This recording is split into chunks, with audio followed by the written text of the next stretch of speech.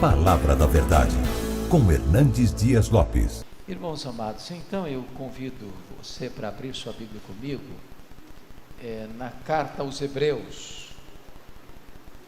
Carta aos Hebreus, capítulo...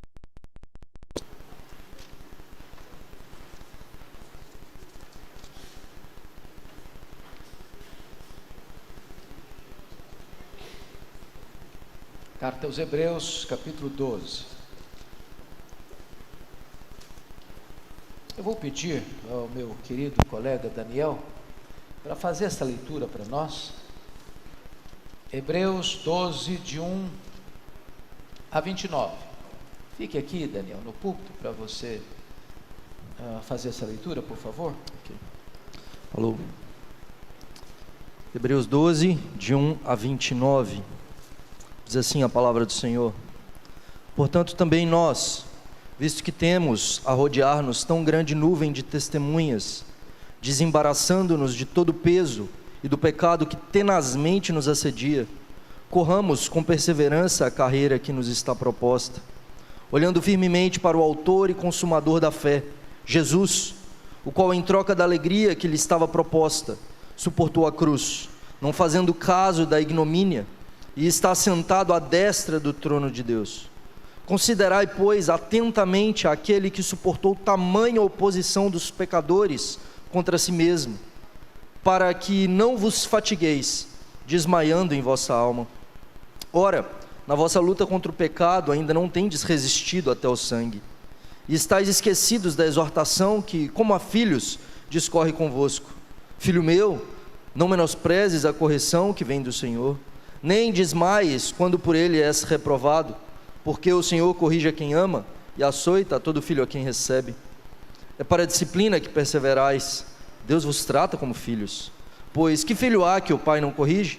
Mas estáis sem correção, de que todos se têm tornado participantes, logo sois bastardos e não filhos. Além disso, tínhamos os nossos pais, segundo a carne, que nos corrigiam e os respeitávamos. Não havemos de estar em muito maior submissão ao Pai espiritual, e então viveremos, pois eles nos corrigiam por pouco tempo, segundo melhor lhes parecia. Deus, porém, nos disciplina para aproveitamento, a fim de sermos participantes da sua santidade. Toda disciplina com efeito, no momento, não parece ser motivo de alegria, mas de tristeza. Ao depois, entretanto, produz fruto pacífico aos que têm sido por ela exercitados, fruto de justiça. Por isso, restabelecei as mãos descaídas e os joelhos trôpegos, e fazei caminhos retos para os pés, para que não se extravie o que é manco, antes seja curado.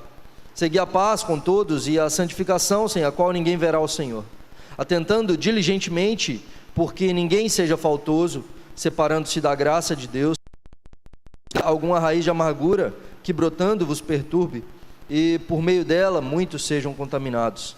Nem haja algum impuro ou profano, como foi Esaú, o qual por um repasto vendeu o seu direito de primogenitura. Pois sabeis também que posteriormente, querendo herdar a bênção, foi rejeitado, pois não achou lugar de arrependimento, embora com lágrimas o tivesse buscado. Ora, não tendes chegado ao fogo palpável e ardente, e à escuridão, e às trevas, e à tempestade, e ao clangor da trombeta, e ao som de palavras tais que, quantos o ouviram, suplicaram que não se lhes falasse mais, pois já não suportavam o que lhes era ordenado. Até um animal, se tocar o monte, será apedrejado. Na verdade, de tal modo era horrível o espetáculo, que Moisés disse: sinto-me aterrado e trêmulo. Mas tendes chegado ao monte Sião, e à cidade do Deus vivo, a Jerusalém celestial, e a incontáveis hostes de anjos, e a universal assembleia, e igreja dos primogênitos arrolados nos céus, e a Deus, o juiz de todos, e aos espíritos dos justos aperfeiçoados, e a Jesus, o mediador da nova aliança, e ao sangue da aspersão, que fala coisas superiores ao que fala o próprio Abel. Tende cuidado, não recuseis ao que fala, pois se não escaparam aqueles que recusaram ouvir quem, divinamente, os advertia sobre a terra, muito menos nós, os que nos desviamos daquele que dos céus nos adverte, aquele cuja voz abalou então a terra. Agora, porém, ele promete dizendo: ainda uma vez por todas, farei abalar não só a terra, mas também o céu. Ora, esta palavra, ainda uma vez por todas, significa a remoção dessas coisas abaladas, como tinham sido feitas, para que as coisas que não são abaladas permaneçam. Por isso, recebendo nós um reino inabalável, retenhamos a graça, pela qual sirvamos a Deus de modo agradável, com reverência e santo temor, porque o nosso Deus é fogo consumidor. Obrigado, filho. Irmãos amados, esta carta aos Hebreus, que nós não temos ainda convicção de quem seja o seu autor, seu escritor, é um dos textos mais importantes das Escrituras. Alguém já disse com razão que Hebreus poderia ser chamado do quinto evangelho, pois se os 4 evangelhos trataram da vida, do ministério, da morte e da ressurreição de Jesus, Hebreus trata do ministério de Jesus no céu, como nosso grande sumo sacerdote. Hebreus foi escrito por um motivo bem específico. Irmãos judeus convertidos a Cristo, egressos do judaísmo, em virtude da perseguição iminente, estavam de malas prontas de volta para o judaísmo, para se livrarem da perseguição. E então o autor aos Hebreus escreve para eles dizendo o seguinte: que voltar ao judaísmo, voltar ao passado, depois de ter abraçado o cristianismo, conhecido a Cristo, era um retrocesso semelhante à apostasia, era um fracasso irreversível e irremediável. Isso porque a tese do autor aos Hebreus é que Jesus é melhor do que os profetas, melhor do que os anjos, melhor do que Moisés, melhor do que Arão, melhor do que Josué. Jesus Cristo ofereceu um sacrifício melhor, ele foi um sacerdote superior, de uma ordem superior. A nova aliança que ele inaugurou no seu sangue era superior à velha aliança, e então ele vai mostrar para nós a superioridade do cristianismo por uma razão simples. O judaísmo cumpriu o seu papel, ele veio preparando o caminho, porque tudo aquilo no Velho Testamento, que fez parte do culto judaico, era sombra, né? Jesus foi representado pelo Cordeiro da Páscoa, pelo tabernáculo, pela Arca da Aliança, pelo templo, pelas festas, pelos sacrifícios, pelo sábado, tudo isso era sombra. Jesus veio como cumprimento dessas promessas, como realidade que substitui as sombras, de tal forma que quando Cristo vem, quando ele inaugura no cenáculo a nova aliança em seu sangue, instituindo a ceia, ali o judaísmo fechou as suas cortinas. Não tem mais matança de cordeiro, não tem mais Páscoa judaica, não tem mais sangue derramado em altar. Agora Jesus veio como sacrifício perfeito, como sacerdócio perfeito, inaugurando a nova aliança e abrindo para nós as fronteiras da fé cristã. Tudo isso ele tratou nos capítulos 1 a 10, no capítulo 11 ele menciona ali a galeria dos heróis da fé, e agora no capítulo 12 ele vai fazer algumas aplicações práticas, e eu quero então entrar na exposição desse texto que o Daniel acabou de ler para nós. A ideia aqui é que a vida cristã é uma carreira, é uma jornada, e nessa carreira, nessa viagem, nós temos uma corrida a fazer, nós temos obstáculos a vencer, nós temos orientações a seguir, e nós temos ordens a obedecer. Eu gostaria então que todos estivessem com a Bíblia aberta nesse texto, para passarmos a considerá-lo. O primeiro ponto que eu quero destacar é que nós temos uma a percorrer, versos 1 a 4. O que devemos considerar? Confira comigo o verso 1. Portanto, também nós, a palavra portanto, é a chave de ligação, é o elo, é o link, onde ele está atrelando o que ele disse até agora, e ele diz: em virtude do que vocês sabem, que eu ensinei, portanto, consequentemente, também nós, visto que temos a rodear-nos tão grande nuvem de testemunhas. E a primeira coisa a considerar é isso: Deus deu testemunho dessas pessoas, lá no 11:39, você confira isso. Ora, todos estes que obtiveram bom testemunho por sua fé, não obtiveram, contudo, a concretização da promessa. Deus dá bom testemunho deles. Agora, notem vocês, no verso 1, temos a rodear-nos tão grande nuvem de testemunhas. É como se você estivesse num estádio, numa grande Olimpíada, e você fosse o atleta que vai entrar na pista para correr. Deus deu testemunha desses que estão na arquibancada. Agora, esses que estão na arquibancada estão dando testemunho para você. Olha, corra essa carreira, nós corremos, Deus deu testemunho a nosso respeito. Agora nós estamos aqui para encorajar você, para entrar nessa pista e correr a carreira cristã. Mostrar para nós, usando a linguagem da Olimpíada, ou usando a metáfora do corredor, como é que você precisa fazer essa corrida. Primeiro, o que rejeitar, olha aí, versículo 1 ainda: desembaraçando-nos de todo o peso e do pecado que tenazmente nos assedia. Eu acho que qualquer corredor, e aqui nós temos alguns corredores, a Luciana é uma delas, né, Luciana? Corredora vencedora aí nos circuitos da Grande Vitória. Você não vai fazer uma corrida com a mochila nas costas, porque você não vai conseguir correr direito. Então ele levanta duas questões aqui: peso e pecado. Você não carrega um peso, um saco de cimento nas costas para correr. Nem tudo que é peso é pecado.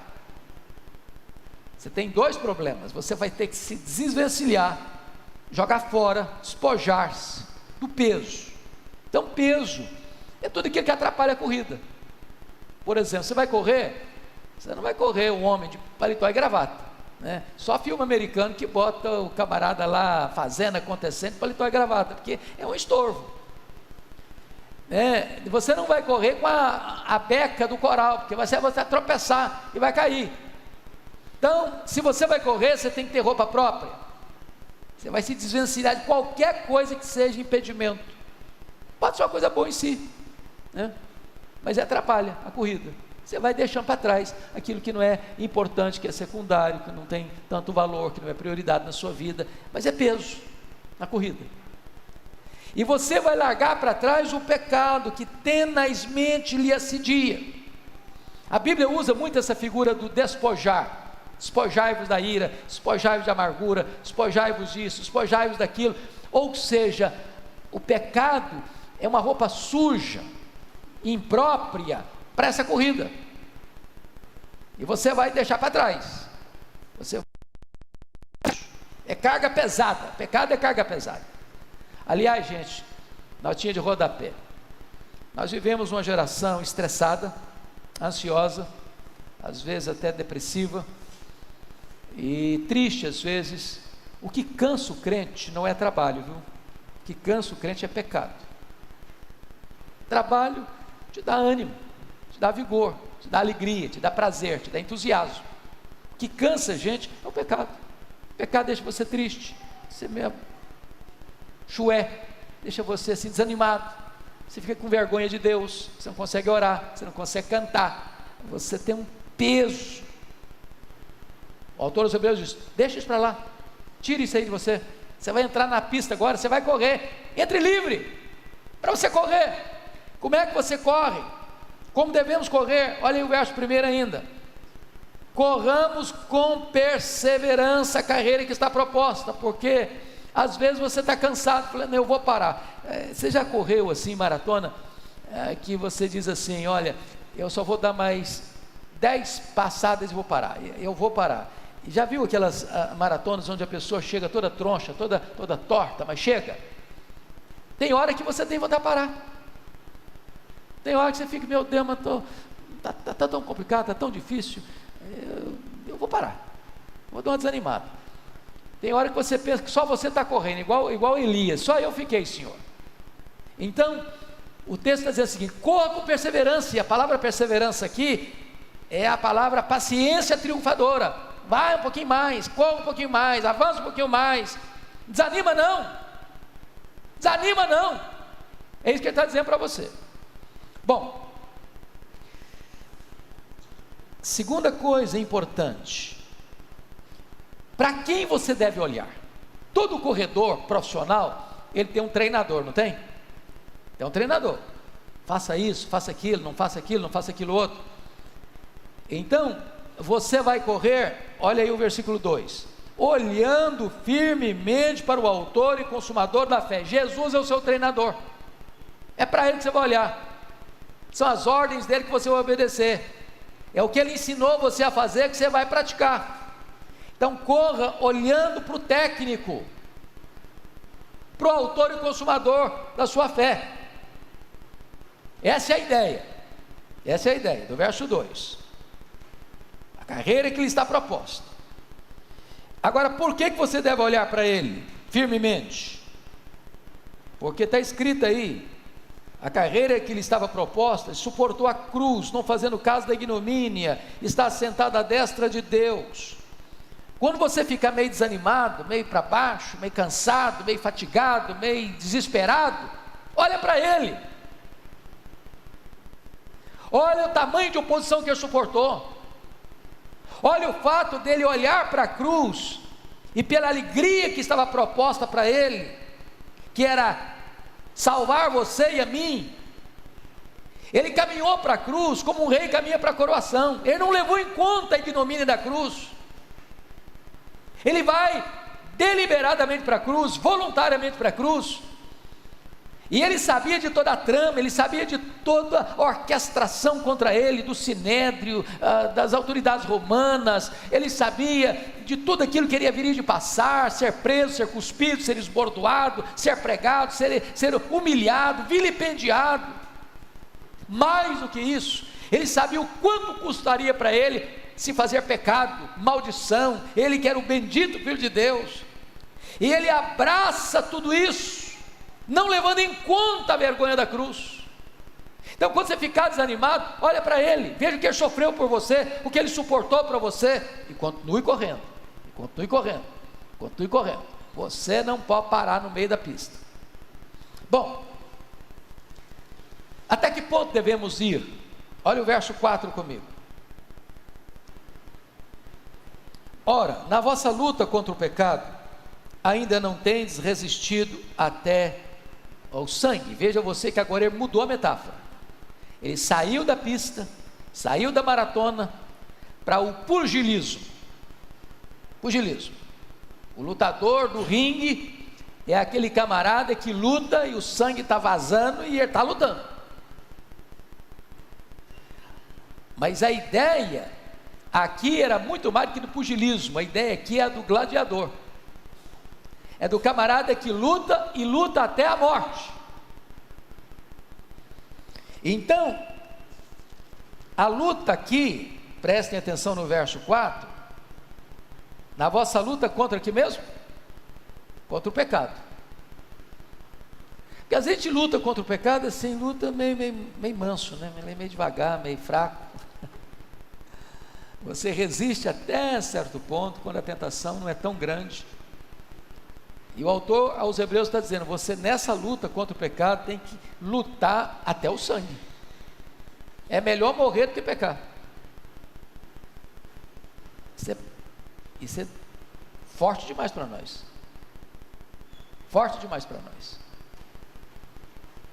Vamos dizer, se a condição é morrer ou pecar, fazer lá igual os meninos, aqueles meninos lá que foram levados para a Babilônia.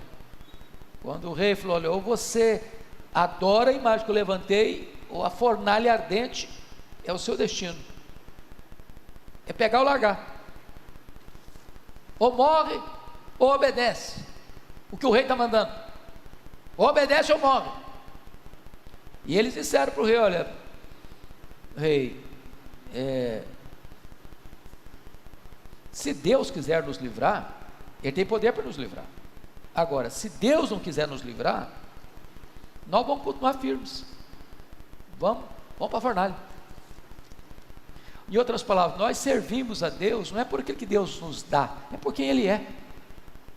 Se Ele quiser nos livrar, Ele vai nos livrar, mas nós estamos prontos a morrer, pronto. E aí o rei mandou acender mais, aquecer mais, 7 vezes, eu não sei nem como é que aquece 7 vezes mais. Eu devia ter um termostato lá, está 70, vamos passar para 140, para 220, 380, mas não sei nem quantos graus deu. Sei que o troço estava tão quente que os caras que jogaram os meninos lá morreram. Até o sangue, ou seja, resistiu o pecado até a morte. Essa é a carreira, viu, gente? Essa é a carreira. E tem uma multidão de gente no estado dizendo para você: pode correr, nós corremos, já vencemos e estamos aqui, ó. Estamos aqui, ó, na igreja dos primogênitos, dos espíritos aperfeiçoados, já estamos na glória. O resultado é bom, a recompensa é boa. Não desanima não, vai em frente. Agora, segundo ponto da mensagem é uma disciplina a receber. Versos 5 a 11. Veja bem que mudou de novo a metáfora. Começou lá na maratona, passou para o pugilismo, passou lá pelos gladiadores, agora ele volta para a cena doméstica. Pai, mãe e filhos dentro de casa. Agora começa a pensar na ideia da disciplina, e algumas coisas merecem destaque. Primeiro, lembrar a palavra de Deus, versículos 5 e 6. Olha aí: e estáis esquecidos da exortação que como a filhos discorre convosco. Filho meu, não menospreze a correção que vem do Senhor, nem desmaieis quando por ele és reprovado, porque o Senhor corrige a quem ama, açoita todo filho a quem recebe. Chama a sua atenção para um fato que precisamos lembrar, porque nós temos uma memória assim meio seletiva, sabe? Esse esquecimento aqui não é esquecimento de fraqueza de memória não é esquecimento de amnésia não, é esquecimento deliberado. Não nos convém lembrar. Quando você está sendo tentado, e às vezes na iminência de ser, você não fica trazendo à sua memória as exortações da palavra de Deus não, porque se você ficar trazendo à memória as exortações, é uma tentação, mas você está querendo ceder à tentação, você está querendo dar uma bambeada, e aí você deliberadamente esquece. É um esquecimento proposital. Essa é a ideia aqui. Agora notem que Deus disciplina, diz lá em Apocalipse 3,19, a quem ama. É só disciplina quem Ele ama. O fato de Deus disciplinar a gente não deve pensar que Deus é um guarda cósmico, um xerife, um estraga-prazer, que tem um porrete na mão, pronto para dar uma bordoada na sua cabeça. Ele disciplina a quantos ama. E agora, em segundo lugar, ele vai mostrar o cuidado paternal de Deus, nos versos 7 a 9, olha aí comigo. É para a disciplina que perseverais. Deus os trata como filhos, pois que filho há que o pai não corrige? Mas se estáis sem correção, de que a todos se têm tornado participantes, logo sois mais.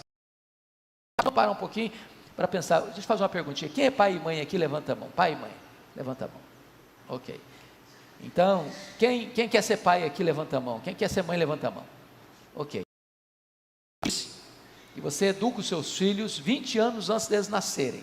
Então vocês já começaram, viu, a educar seus filhos. O que vocês são hoje já é lição de casa para os filhos que virão. Bom, mas pergunto a vocês: quando você corrige o seu filho, sua filha, você corrige porque não gosta ou corrige porque protege? Quando você diz não, esse não é porque você está a fim de azucrinar seu filho, a sua filha, ou porque está a fim de proteger seu filho e sua filha? Dizer não é fácil. Filho não gosta de escutar não, mas precisa. Filho precisa de limite. filho precisa saber onde vai, com quem vai, por que vai, com quem vai, que hora volta, o que está fazendo. Então você disciplina seus filhos é porque você os ama, você quer o bem deles, você quer a maturidade deles, quer a proteção deles. Porque se filho for deixado à sua vontade, faz só o que gosta, o que quer, vai dar problema. Se Deus nos deixasse a nossa própria vontade, nós íamos quebrar a cara, bater a cara na parede, nos machucar todinhos.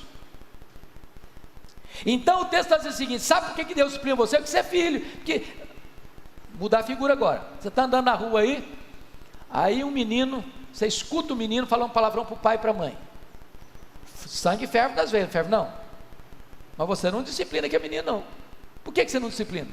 Ele não é seu filho, ele não é seu filho, você não tem essa responsabilidade, você não tem nem esse direito. Mas seu filho é diferente, se falar um palavrão para você, você pega firme. Porque dizer não para filho não machuca filho não, não mata filho não, chorar também não mata filho não. Agora, a indisciplina mata. Então Deus pega pesado com você e comigo. Deus falou: meu filho, eu estou te livrando de uma encrenca, eu estou te livrando de uma dor, eu estou te livrando de uma situação muito complicada na sua vida. Vai doer agora? Vai doer, você não vai gostar, você vai chorar, vai espernear, vai também, mas eu estou protegendo. Sabe por que eu vejo lá na frente? Você não enxerga na curva, você não enxerga o que está lá no final da linha, eu estou enxergando, estou te livrando. Disciplina. Então aceite a disciplina, acolha a disciplina, não se rebele contra a disciplina. Agora, olha aí que nós precisamos ter a convicção do elevado propósito de Deus na disciplina, versos 10 e 11, confira aí. Pois eles, os nossos pais, nos corrigiam por pouco tempo, segundo melhor lhes parecia. Deus, porém, nos disciplina para aproveitamento, a fim de sermos participantes da sua santidade. Toda disciplina, com efeito, no momento não parece ser motivo de alegria, mas de tristeza. Ao depois, entretanto, produz fruto pacífico, tem sido por ela exercitados fruto de justiça. Note que ele não está agora comparando a disciplina do pai e da mãe, não, ele está contrastando. Agora não é analogia, agora é contraste. Porque vejam vocês, que ele está contrastando, dizendo o seguinte: os nossos pais nos corrigiam por pouco tempo, segundo melhor lhes parecia. Os nossos pais, nós pais e os nossos pais, tinham boa intenção, mas nem sempre eles acertavam. Ou seja, os nossos pais são tão limitados quanto nós. Então eles disciplinam dentro do que eles melhor entendem, mas podem errar, podem falhar. É por isso que pai e mãe podem pedir perdão para filho quando erra, porque a gente erra também. Falou: meu filho, você me perdoe, o papai pegou pesado demais, ou aumentou a dose demais, ou até me perdoe que eu devia ter disciplinado você, não disciplinei, você me perdoe.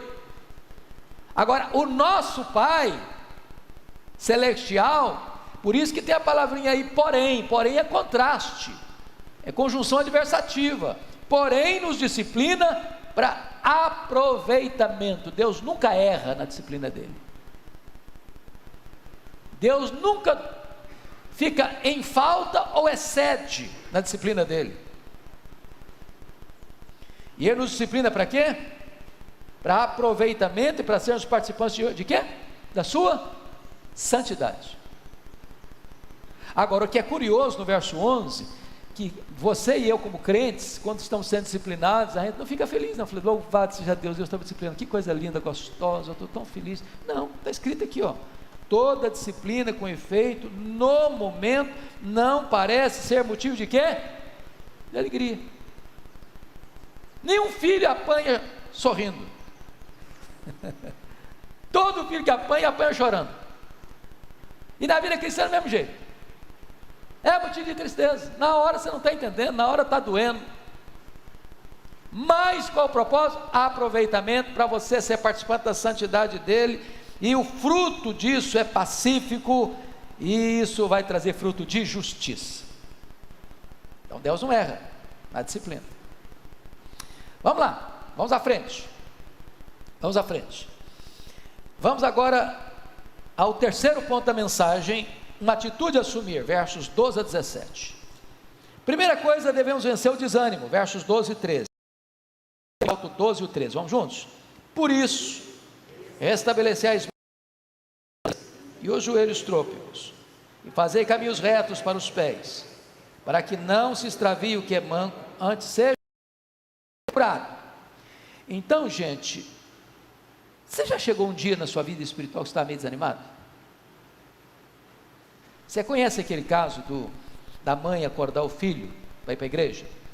Você conhece aquele tipo de filho que todo dia tem que acordar para ir para a escola? Ele não acorda sozinho, nem com despertador. E o pai e a mãe tem que ter lá, acorda menino, tira o cobertor, acorda menino. Quase você joga 1 litro d'água gelada para ele acordar? Agora eu sei que isso não acontece com você, porque todo domingo vocês levantam de manhã, hoje eu quero ir para a igreja, alegrei-me quando... É assim que acontece todos os dias com vocês, todo domingo? Ou tem dia que você fica assim, mas será que eu vou hoje? Mas se eu fui dormir tarde ontem, eu passei do horário, vim para casa no sábado, que isso é um caso interessante, viu, gente? As nossas atividades são no sábado, vários sábados de noite, meia-noite, 1h, aí o cara chega em casa sábado, já domingo, de madrugada, aí dá domingo, 8h, fala, vou nada. Eu sei que o pastor vai falar a coisa certa, eu sei que o professor não vai ensinar nada errado, eu vou ficar em casa. Sabe o que acontece com vocês, não? Aí a mãe foi acordar o filho. Acorda filho, vamos para a igreja. Mãe, eu não vou hoje. Acorda filho, vamos para a igreja. Não vou hoje não. Acorda menino, vamos para a igreja. Menino nada, o cara tem 25 anos. Me dá uma razão pelo menos, mãe, para ir para a igreja. Primeiro, você é o pastor da igreja. Tem hora que até o pastor fica desanimado. Então gente, fica esperto aí, tá? Vamos largar esse desânimo aí, o que o texto está dizendo. Restabeleça as mãos descaídas, dá uma aprumada no joelho trôpego aí. E quando ele diz fazer os pés, preste atenção nisso, ele volta a metáfora do corredor. Em algum lugar que o caminho tinha desnível. Você já andou assim, desligado, olhando para as nuvens, quando o caminho está desnível, você dá uma tropeçada assim, o joelho sente na hora? Faz essa caminha reto, alisa a estrada, pavimente a estrada. E ele não está falando de estrada para o chão não, ele está falando de coisas espirituais, como falou lá, que preparar o caminho do Senhor para que ele se manifeste, é nivelar os montes, é aterrar os vales, é endireitar o caminho para não ficar torto, é acerte a vida, para de ficar andando em caminho torto, de desníveis espirituais, você não machucar os joelhos espirituais. Pois bem, vamos um pouquinho adiante. Segunda coisa que precisamos fazer aqui, nessa atitude, é assumir ter uma relação com homens. Olha o verso 14 comigo. Segui a paz com todos e a santificação, sem a qual ninguém verá o Senhor. Lembra que eu falei agora há pouco que na vida cristã, lá no sermão, tem a verticalidade, relação com Deus, e a horizontalidade, relação com os irmãos? As duas coisas caminham juntas. Você tem que ter paz com os irmãos. Você está brigando com todo mundo? Você chega, o ambiente muda, azeda. Você é aquela pessoa que parece porco espinho, chega perto, espeta todo mundo. Crente não pode ser encrenqueiro, irmãos. Crente é pacificador, ele é ministro da reconciliação, ele aproxima as pessoas, ele vive em paz com as pessoas. Seguir a paz com todos. É claro que tem as exceções que a Bíblia vai mencionar, no que depender. E a santificação, ou seja, ter paz é um elemento sem a qual ninguém verá o Senhor. Ou seja, nessa caminhada da vida cristã, eu preciso estar bem com Deus e estar bem com os meus irmãos. Tem que ser uma bênção. Outra coisa, terceiro lugar, devemos permanecer na graça de Deus. Olha o versículo 15, atentando diligentemente, porque ninguém seja faltoso, separando-se da graça de Deus. Preste atenção aí.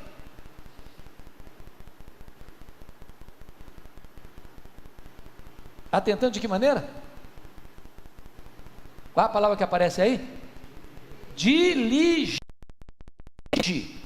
Tem que ter cuidado, porque se você der uma apartada da varoa, tem jeito não, é pela graça, não é porque você é bom, porque você é crente, porque você é espiritual, porque você é presbiteriano, esquece, você depende da graça, só da graça.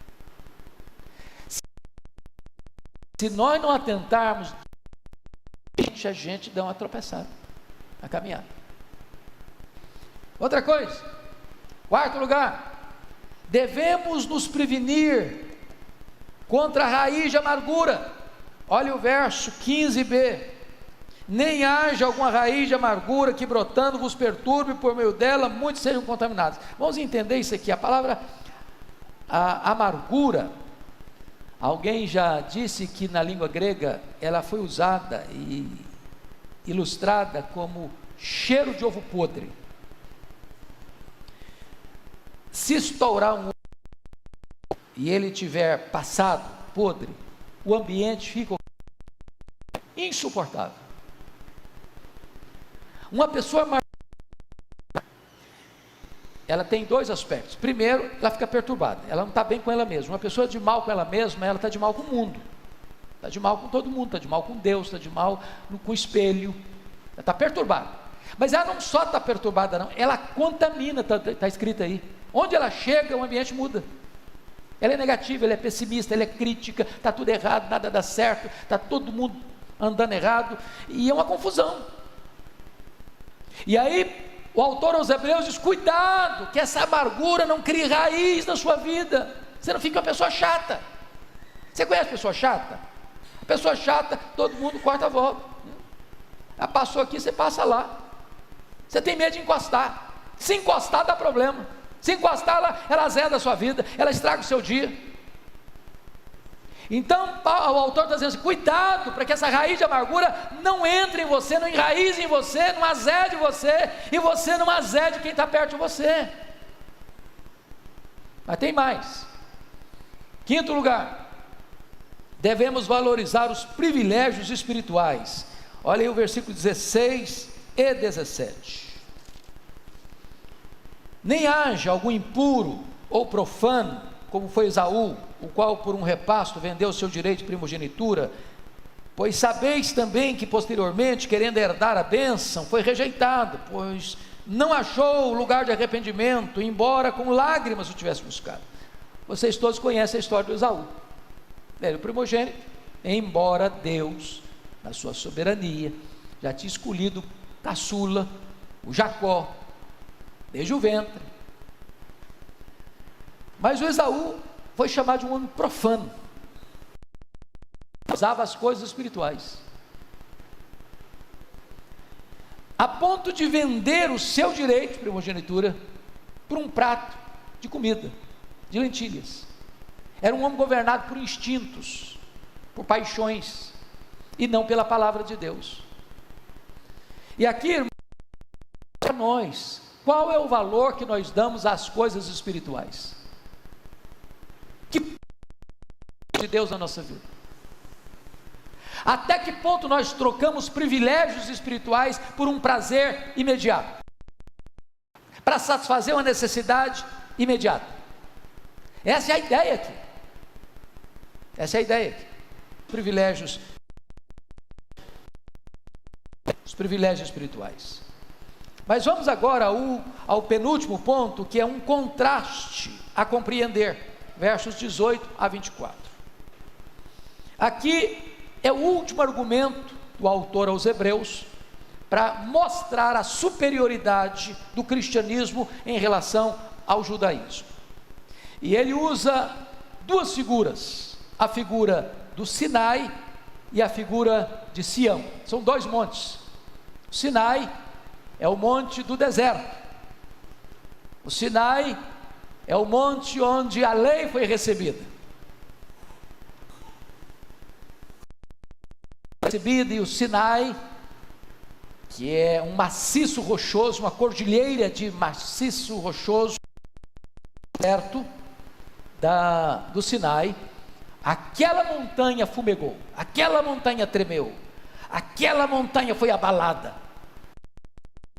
Relâmpagos, trovões, a glória de Deus, a Shekinah de Deus, chegou a ponto de nenhum animal podia tocar naquele monte e ficar vivo. Todo mundo ficou com medo. Moisés disse: Senhor, eu não aguento. Todo mundo tinha medo. O Sinai é um símbolo da lei.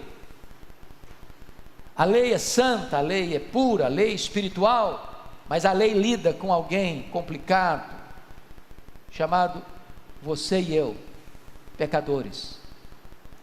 Diante do rigor da lei, o que nos cabe é temer mesmo, porque eu não sou suficiente, eu não tenho poder para guardar essa lei, e a lei me condena.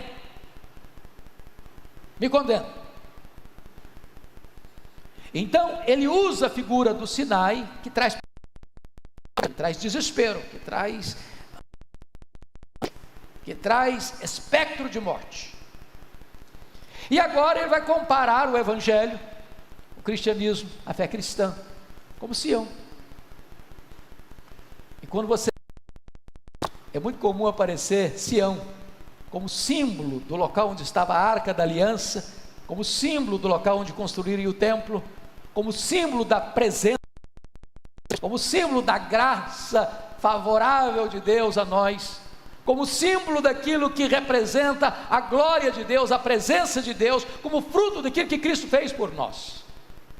Então Sião é a igreja dos primogênitos, é a igreja dos espíritos aperfeiçoados, é o lugar onde não inspira terror e medo, mas comunhão, aconchego, glorificação, presença de Deus, paz na alma, vivificação da vida. E ele está mostrando aqui então que deixar Sião por Sinai, deixar Cristo para voltar para o judaísmo, deixar o evangelho para voltar para as sombras, é uma loucura. Notinha de rodapé: tem muitas igrejas hoje, até com boa intenção, por falta de conhecimento, tentando voltar ao judaísmo.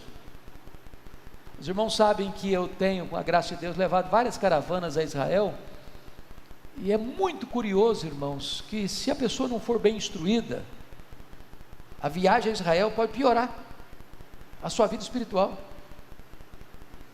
porque tem muita gente transformando esta viagem numa peregrinação sagrada, e crente não faz peregrinação sagrada. Embora Zacarias é o único texto da Bíblia que chama a terra de Israel de terra santa, é um texto de Zacarias, Deus está em toda parte. Deus não está menos aqui, nesse templo aqui, do que está lá em Jerusalém. Deus é Espírito, e importa que os seus adoradores o adorem Espírito e verdade. Então essa ideia de trazer uma água do Jordão, achando que essa água do Jordão é espiritual, óleo de Israel, dizer que aquele óleo de unção lá em Israel é melhor do que um óleo fabricado aqui na cidade de Vitória, ou querer trazer os objetos do culto judaico para botar dentro do templo evangélico, para que aquilo seja um símbolo espiritual, é não ter entendido nada. E Hebreus é escrito exatamente para nos mostrar isso. Houve uma transição, aquilo era sombra, agora chegou a realidade é Cristo, e pronto. O culto cristão é simples.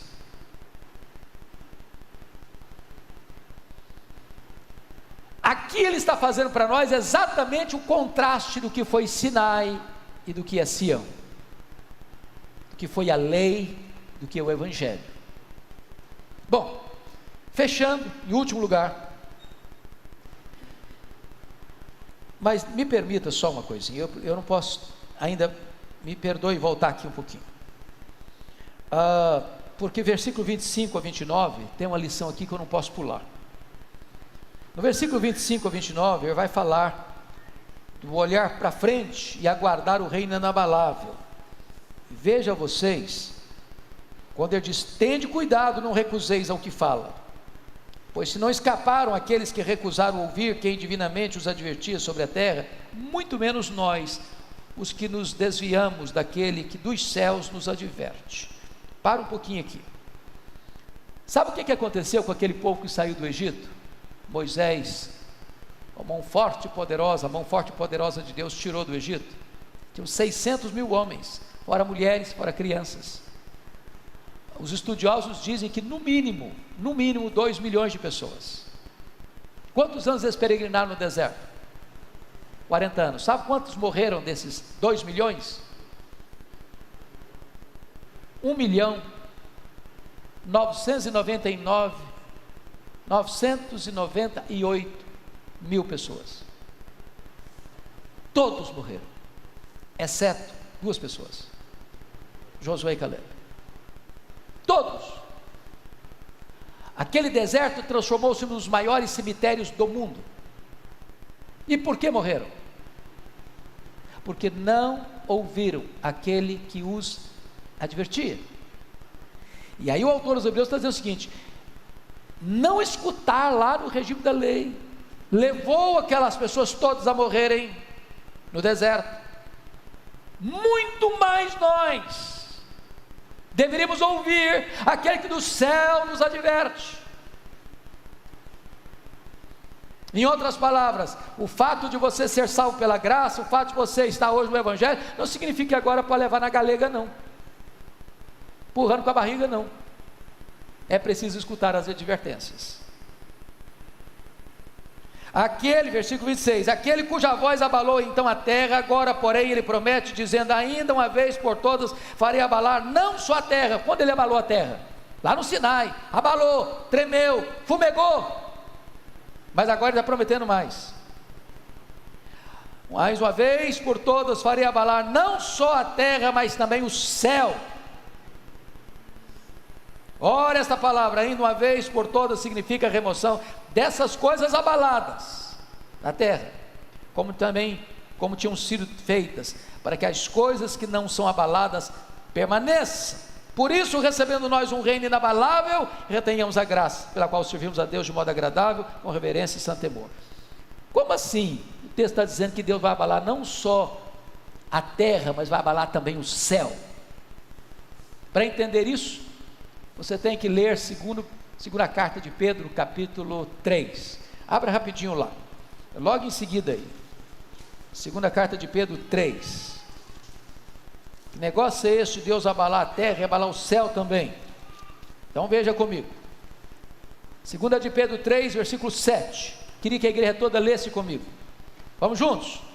Ora, os céus que agora existem e a terra, pela mesma palavra, têm sido entesourados para fogo, estando reservados para o dia do juízo, destruição dos homens ímpios. Agora o verso 10.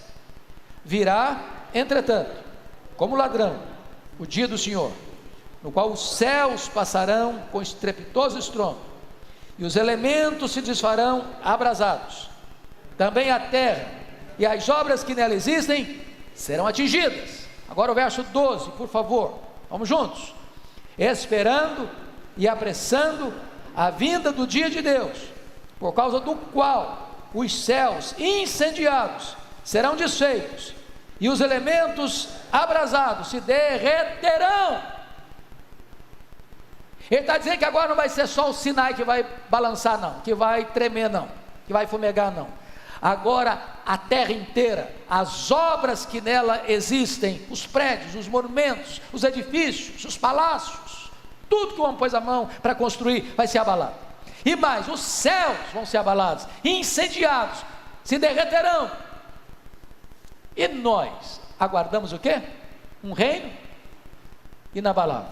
Por isso Pedro vai dizer no versículo 13: nós, porém, segundo a sua promessa, esperamos novos céus e nova terra, nos quais habita justiça. Louvado seja Deus. Volta para Hebreus para encerrarmos então, por favor. Agora nós temos finalmente, quinto e último lugar, uma decisão a tomar. Primeiramente, devemos ser obedientes. Olha aí o versículo 25. Tende cuidado, não recuseis ao que fala. Não recuseis o quê? Ao que fala. Não recusar o que fala é o quê? Obedecer. Deus espera de você e de mim o quê? Obediência. Segundo, devemos ser confiantes. Versos 26 e 27. Aquele cuja voz abalou então a terra, agora porém ele promete, dizendo: ainda uma vez por todas farei abalar não só a terra, mas também o céu. Ora essa palavra, ainda uma vez por todas, significa a remoção dessas coisas abaladas, como tinham sido feitas, para que as coisas que não são abaladas permaneçam. Novos céus e nova terra. Você crê nisso, confia nisso.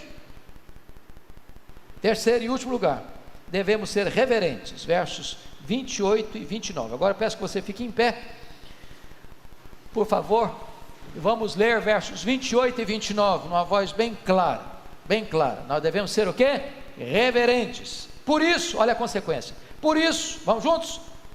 Recebendo nós um reino inabalável, retenhamos a graça, pela qual sirvamos a Deus, de modo agradável, com reverência e santo temor, porque o nosso Deus é fogo consumidor.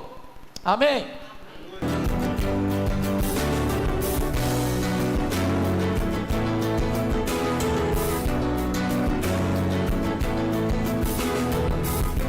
Palavra da Verdade, com Hernandes Dias Lopes.